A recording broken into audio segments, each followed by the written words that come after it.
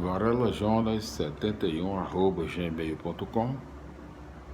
Hoje nós continuaremos as explicações da Bíblia Sagrada,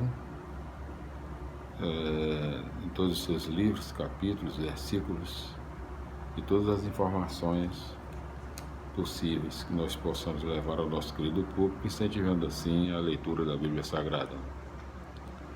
Chegamos aqui na parte da Bíblia Sagrada, livros sapienciais do Antigo Testamento ainda. Provérbios, Jó, Eclesiastes, Eclesiástico e Sabedoria. A esses são acrescentados 2 livros poéticos, Salmos e Cântico dos Cânticos. Esses livros apresentam a sabedoria e a espiritualidade de Israel. Hoje, continuaremos as explicações no Salmo 41, entre parênteses 40. Deus cuida do abandonado. Salmo 41. Oração de agradecimento pela libertação de uma enfermidade grave. Versículos 2 a 4. Deus protege aquele que cuida do fraco e do indigente. Os pobres são o sacramento da presença de Deus, entre parênteses, conforme Mateus 25, 31 a 46. Versículos 5 a 10. Relembra a súplica feita durante a doença, vista como consequência do pecado. Ela provoca duros comentários de inimigos e até de amigos. Versículos 11 a 13. O amor de Deus restaura a honra do doente e lhe possibilita responder aos que o criticaram. Versículo 14. Pequeno louvor, encerrando o primeiro dos 5 livros que compõem o Saltério, entre parênteses 1, 41, 42, 72, 73 a 89, 90, 106, 107 a 150.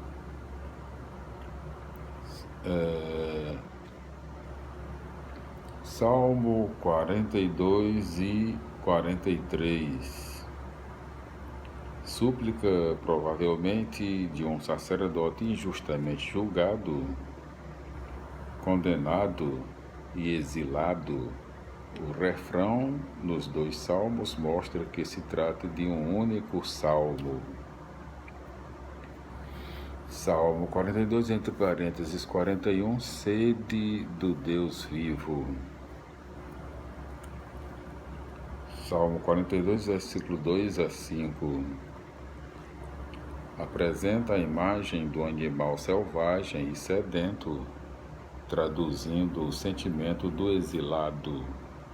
A pergunta dos estrangeiros, ele se lembra do passado. Repetindo a pergunta dos estrangeiros, ele se lembra do passado. A presença especial de Deus em Jerusalém. Salmos 42, 6 a 12 e 43, 5. Diálogo interior, onde o eu profundo procura encorajar e trazer esperança para o eu superficial.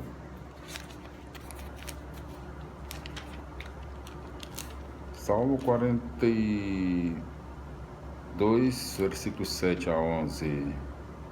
Em terra estrangeira, o exilado vive o drama interior do presente. Os estrangeiros continuam a desafiá-lo. Onde está o seu Deus? Além disso, o Monte Hermon, com suas cascatas, símbolo de bênção do deus Baal, torna-se contínuo tormento que lembra ainda mais a pátria distante. Salmo 43, entre parênteses 42, esperança de justiça. Salmo 43, 1 a 4, o futuro se abre na esperança, a luz e a verdade conduzirão o exilado para Jerusalém, onde o próprio Deus o julgará com justiça. Salmo 44, entre parênteses 43. Súplica coletiva em tempo de dificuldade nacional, versículos 2 a 9.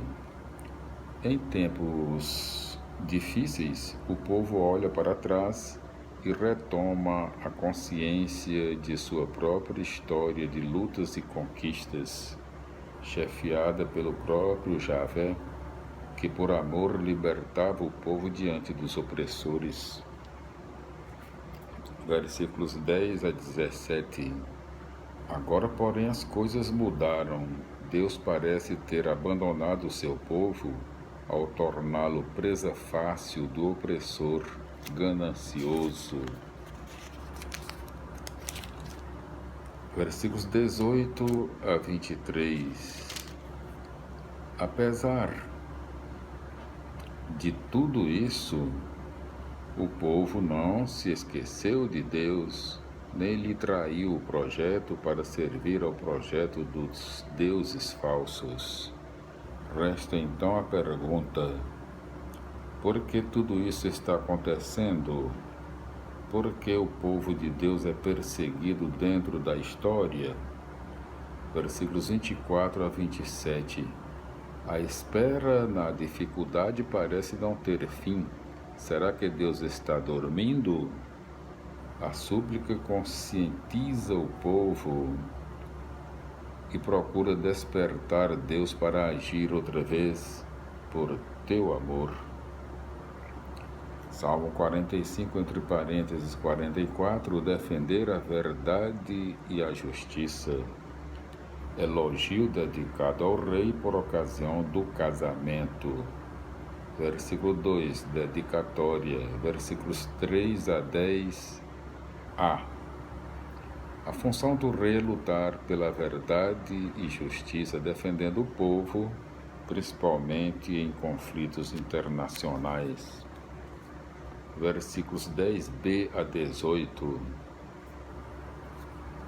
Após explicar o novo estilo de vida da noiva, o Salmo descreve sua entrada até o rei para a cerimônia do casamento.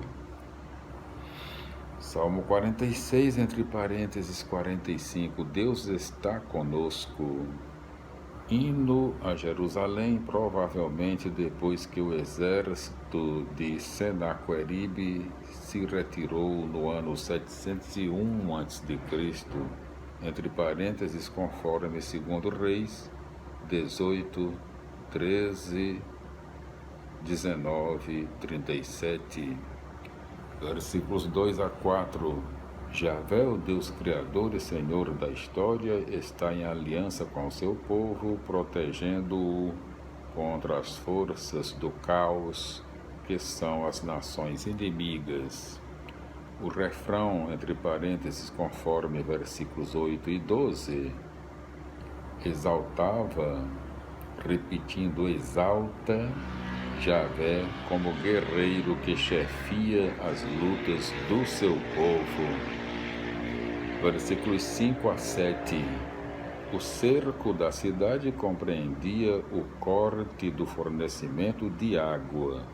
Ao romper da manhã, o exército de Senaqueribe bate em retirada, provavelmente atingido por uma peste.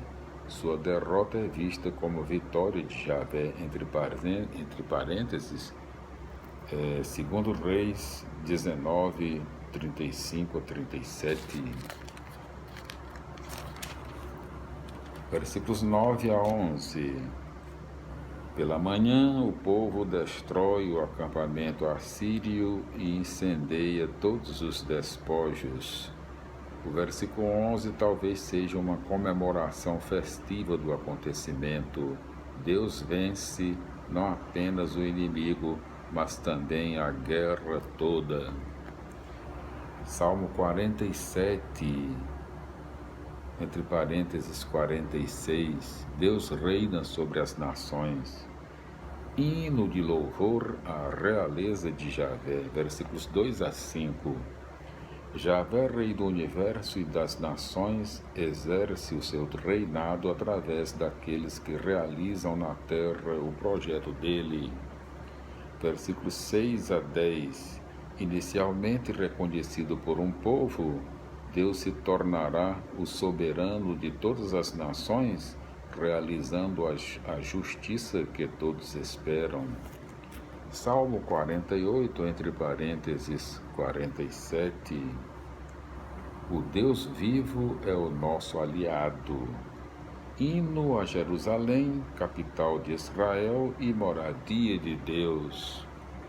Versículos 2 a 4. Senhor do universo e da história, Deus mora em Jerusalém, entre parênteses, Sião, tornando-a lugar privilegiado para o povo encontrar-se com seu Deus. Versículos 5 a 8. Jerusalém sempre foi alvo da ganância estrangeira, como aconteceu na coalizão contra o rei Acaz no ano 735 a.C. A maiúsculo C-A-Z, Acaz. Entre parênteses, conforme 2 Reis 16, versículos 9 a 12. Toda a importância de Jerusalém está no seu templo, moradia de Deus, de onde ele governa a terra com justiça. Versículos 13 a 15. Convite para que os peregrinos conheçam Jerusalém e voltem para suas cidades, animados a perpetuar a grande tradição. O Deus vivo está aliado ao povo. Salmo 49, entre parênteses 48. A vida é dom e não mercadoria. Meditação de estilo sapiencial sobre a morte. Esta acaba com as pretensões dos ricos e opressores. Versículos 2 a 5. Convite para ouvir uma lição importante. Versículos 6 a 10. Os ricos e opressores, com todo o seu poder, não têm possibilidade de assegurar uma vida perpétua. Acostumados a manipular a liberdade e a vida do povo, eles esquecem que a vida é dom e não mercadoria. Versículo 11 a 15. Satisfeitos em sua riqueza, sabedoria, prestígio e poder, os autossuficientes julgam depender somente de si próprios e poder comprar tudo sem necessitar dos outros, nem mesmo de Deus. Puro engano. Com todo o seu esforço, eles conseguem apenas fabricar a morte para si e para outros, desfigurando assim completamente a vida humana. Versículos 16 a 20. Enquanto o rico não é capaz de resgatar a própria vida, Deus resgata gratuitamente os pobres da escravidão e da morte para lhes dar liberdade e vida. A expressão tomar consigo, entre parênteses, versículo 16, é misteriosa e lembra o Êxodo, onde Deus tomou consigo o povo oprimido para conduzi-lo à terra da vida. A expressão sugere também uma vida interminável que se prolonga para além da morte na comunhão com Deus. Versículo 21. Para esta reflexão sapiencial, a vida não é mera questão de bem ou mal, e sim do bom senso ou insensatez. O rico não é propriamente mau, é um idiota. Do pobre vem a sabedoria e o bom senso, conforme Mateus 11, 25. Bota ali no Salmo 50, até lá.